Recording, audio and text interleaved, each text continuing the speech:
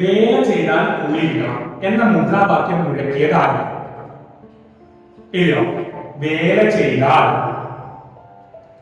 കൂലി കിട്ടണമെന്ന സോറി ഞാനിപ്പോ വരാം. എന്താ സാറേ, എന്താ പ്രശ്നം? ക്ലാസ്സിൽ നിന്ന് ഇറങ്ങിപ്പോന്നേ? സാറേ, നിങ്ങൾക്കൊക്കെ അറിയാവുന്ന കാര്യങ്ങൾ തന്നെയാ. ഞാനിവിടെ സോഷ്യൽ സയൻസ് എന്നും പറഞ്ഞ് 10ാം ക്ലാസ്സിലെ കുട്ടികളെ എന്താ പഠിപ്പിക്കണ്ടേ? വേല ചെയ്താൽ കൂലി കിട്ടണം എന്നുള്ള മുദ്രാവാക്യം, ഇനി അല്ലെങ്കിൽ ഭരണഘടനയുടെ ആർട്ടിക്കിൾ 14 ആർട്ടിക്കിൾ 39. സാറേ, ഞാനിവിടെ ജോലി കയറിയിട്ട് 2 വർഷം കഴിഞ്ഞ് ഇന്നേ വരെ എനിക്ക് 1 രൂപ സാലറി കിട്ടിയിട്ടില്ല. ഇത് എന്റെ മാത്രം കാര്യമൊന്നുമല്ല, കേരളത്തിൽ അങ്ങോളം ഇങ്ങോളം ഒരുപാട് അധ്യാപകരുണ്ട് ഇങ്ങനെ. പക്ഷെ അഭിമാനബോധം വിചാരിച്ചിട്ട് ആരും ആരോടും ഒന്നും പറയില്ല. സാറിനറിയോ, വൈകുന്നേരം ആരെങ്കിലും ഒരു ചായ കുടിക്കാൻ പോരുന്നു എന്ന് വെച്ച് കഴിഞ്ഞാൽ ഉള്ളിൽ ടെൻഷനാണ്.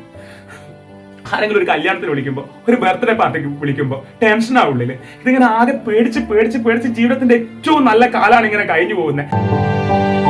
ഇനി ഇതെല്ലാം കഴിഞ്ഞിട്ട് ഈ നല്ല പ്രായം മൊത്തം കഴിഞ്ഞിട്ട് അവസാനം കുറെ പൈസ ഇതൊക്കെ ചേർത്തെങ്കിൽ തന്നിട്ട് വല്ല കാര്യമുണ്ടോ? ഇത് തരുവോ?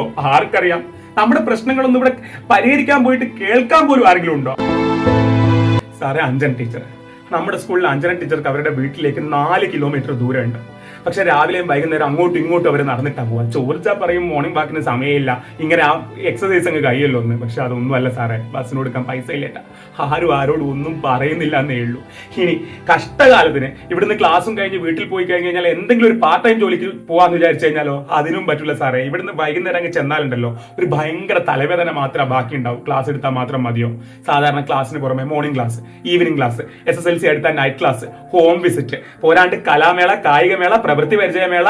ഇനി ഒരു മനുഷ്യന് ചെയ്യാൻ പറ്റുന്നതിനേക്കാളും എത്ര കൂടുതലാണ് ഡ്യൂട്ടി. ഇതൊന്നും പോരാനിട്ട് എത്ര പരീക്ഷകൾ, അതിന്റെ ഒക്കെ പേപ്പർ വാല്യുവേഷൻ ഒക്കെ ചെയ്യണ്ടേ. പക്ഷെ അതിലൊന്നും ഒരു പരാതി ഇന്നേ വരെ ആരും പറഞ്ഞിട്ടില്ല സാറേ, പറയേയില്ല. അതൊക്കെ കൂടുതൽ ജോലിയാണെങ്കിൽ ചെയ്തോളും, എങ്ങനെയെങ്കിലും ചെയ്തോളും. പക്ഷെ എങ്ങനെയാ ഈ 2 വർഷത്തിലധികമൊക്കെ ശമ്പളം ഇല്ലാണ്ട് പിടിച്ചു നിൽക്കുക? ജീവിക്കണ്ടേ? ഇതൊക്കെ ആരാ ഇവിടെ കേൾക്കാനുള്ളത്?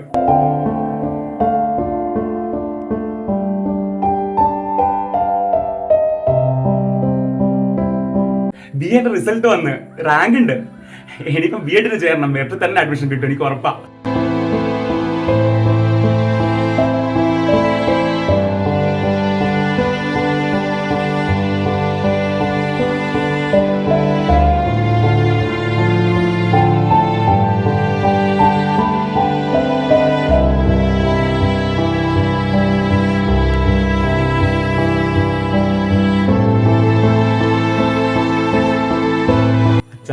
പറമ്പിൽ സ്കൂളെ ഹൈസ്കൂളിൽ ഒരു ഒഴിവുണ്ട്.